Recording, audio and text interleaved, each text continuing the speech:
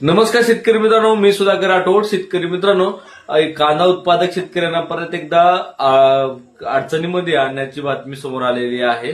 तर शेतकरी मित्रांनो, आज निर्यात फक्त 2 गाड्याची झालेली आहे. निर्यात मात्र पूर्णतः थांबण्यासारखी झालेली आहे. निर्यात होत नाहीये. पूर्ण ते 2च गाडीची निर्यात झालेली आहे.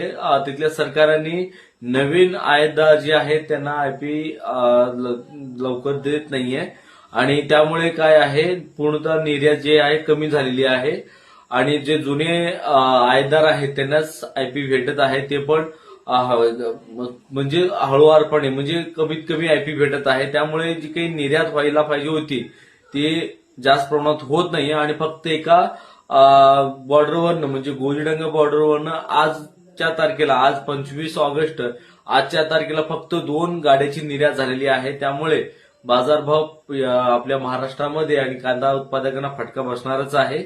परंतु शेतकरी मित्रांनो, सध्या भारतामध्ये सुद्धा कांद्याची मागणी आहे, परंतु ट्रान्सपोर्ट हे आणि व्यवस्थित नियोजन सध्या होत नाहीये. तर हा मुद्दा महत्वाचा आहे. सर्व कांदा उत्पादक शेतकरी एकत्रित येण्याची गरज आहे आणि तुम्ही 4 ते 5 महिने कांदा साठवण करून सुद्धा ज्या टायमाला कांदा तुम्ही चाळी टाकत असताना 15-17 रुपये बाजारभाव होता, तोच बाजारभाव आता आहे. म्हणजे तुम्ही जवळजवळ 4-5 महिने कांदा साठवण करून एवढा खर्च करून सुद्धा त्याचा काहीच फायदा होत नाहीये. हे गोष्ट खूप मोठी आहे. हा गोष्ट कुठल्याही मीडिया आणि कुठल्याही न्यूज चॅनलने आतापर्यंत कव्हर केले नाहीयेत. खूप दुर्दैवी गोष्ट आहे.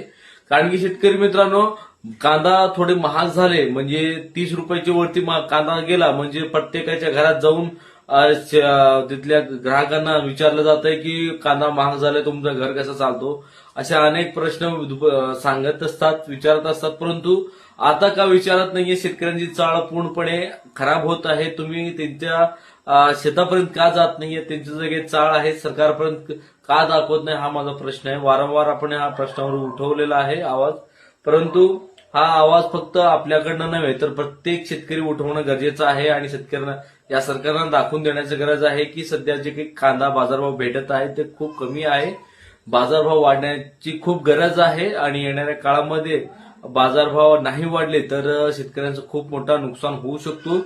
निर्यात ही कमीत कमी होत आहे. निर्यात वाढीला प्रोत्साहन देणं गरजेचं आहे. यासाठी सर्व शेतकरी एकत्रित येण्याची गरज आहे. तर तुम्हाला काय वाटतंय कमेंटमध्ये नक्की सांगा. तुम्हाला व्हिडिओ आवडला असेल, तुम्हाला हा व्हिडिओ फायदेशीर वाटलं तर चॅनलला फॉलो करून घ्या. कांदा विषयक अपडेटसाठी आपण डेली व्हिडिओ बनवत असतो आणि